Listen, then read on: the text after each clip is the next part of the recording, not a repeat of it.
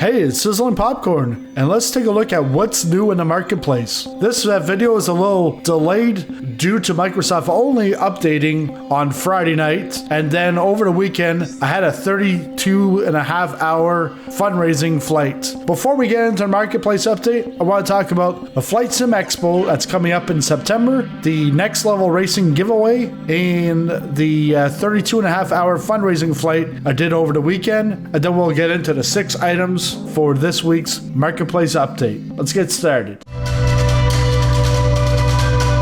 You have young people who are interested, old people who are just learning to fly, and everything in between. Professional pilots, newbies who've never been on an airplane, a whole mix of interesting people. It's all here to just try, and you got to see it. It's watching a video about this stuff. I'm going to try to make my best video that I can about simulation, how it applies to me, but there's too much here to even cover. You got to see it here. You got to be here to see this stuff. It's amazing where it's at. Everything I see is going through a lens of how could I use this tool to either save money in flight training or become a better pilot. Come, as simple as that. There is just so much content here. The people and the relationships and the memories that you build from it are just, you'll never forget it. Oh my gosh, you totally have to come. I think it just gets bigger and better every year. This is the place to be in the US for reaching the flight sim audience. We can go to as many gaming conventions as we want, but if we want to talk to the actual flight simmer, this is the only place we ever consider. You need to be here. There's so much knowledge and power in this room. If you want to learn about it with simulation or learning to fly or almost anything in aviation, I mean, it's right here. Get your reservations now. Flight Sim Expo brings together flight simmers, developers, and manufacturers, whether it's for Microsoft Flight Simulator, X-Plane, or P3D. Flight Sim Expo 2021 is a hybrid in-person and online event held September 24th to the 26th at the Town & Country Resort in San Diego, California. Attendees can register for the in-person or online event starting from just $15 at flightsimexpo.com. Link will be in the description below. To kick things off, Next Level Racing is giving away 2 Flight Simulator Lite chairs. The first opportunity is right now by joining the Next Level Racing mailing list for your chance to win. Link in the description below. You do not need to be attending the expo to win. The other one will be drawn at the conclusion of the Flight Sim Expo and is open to in-person and online-only event registrants. The Next Level Racing Flight Simulator Lite will be on display for Flight Sim Expo attendees to try in San Diego as part of Thrustmaster's 800 square foot exhibit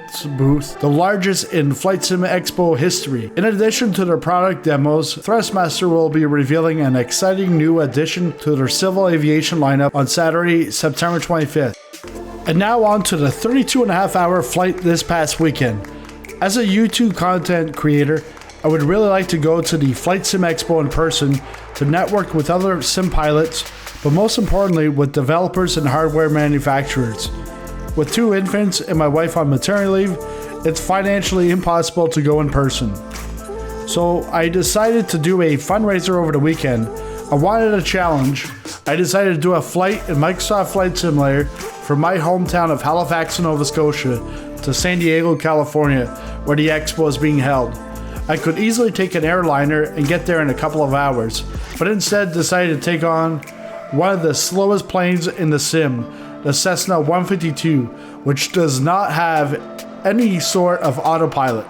It took me 32.5 hours and I was awake for 37.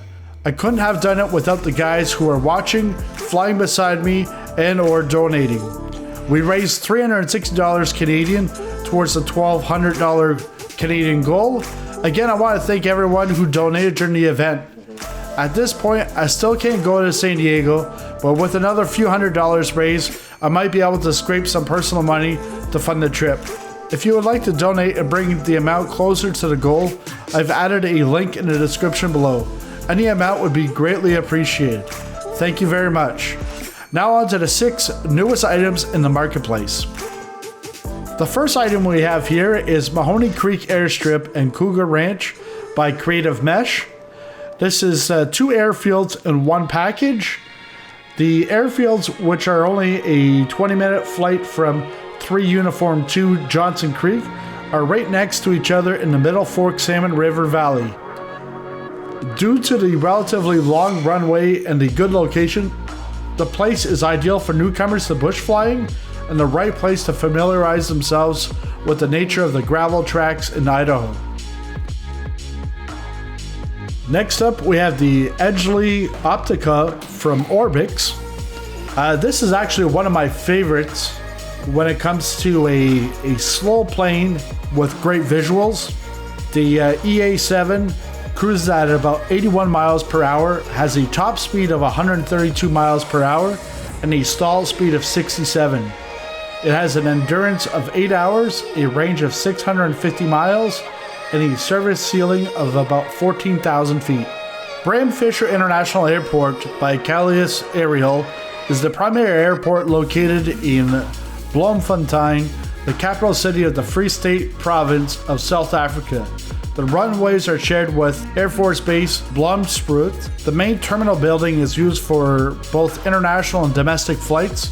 In 2017, the airport served just over 400,000 passengers. Montléon by TBLF Scenery is a civil airfield open to public air traffic to the east-southeast of Montléon in Deux-Sèvres, Nouvelle-Aquitaine region of France. It is used for the practice of leisure and tourism activities, light aviation, and helicopter. The aerodrome is not controlled. Communication are carried out by self-information on the frequency of 123.5. It is approved with limitations for visual flight at night.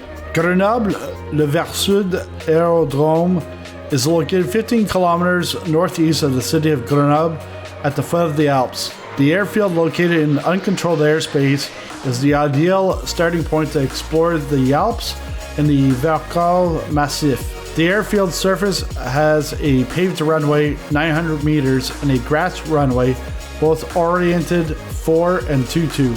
It is possible to practice motor flight, gliding, helicopter, and trike ultralight. Last but not least, Le Castellet Airport by FSX 3D is located 5 kilometers north of the town of Le Castellet.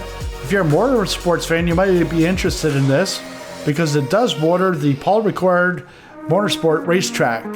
Le Castellet Airport has been authorized as a French Level 1 listed airfield, open to general air traffic without restrictions since January 31st of 2010. Well, that's it for this marketplace update. We'll have another one in a few days from now, but just a reminder, we are 1 week away from World Update 6 and hopefully a fix to CTDs.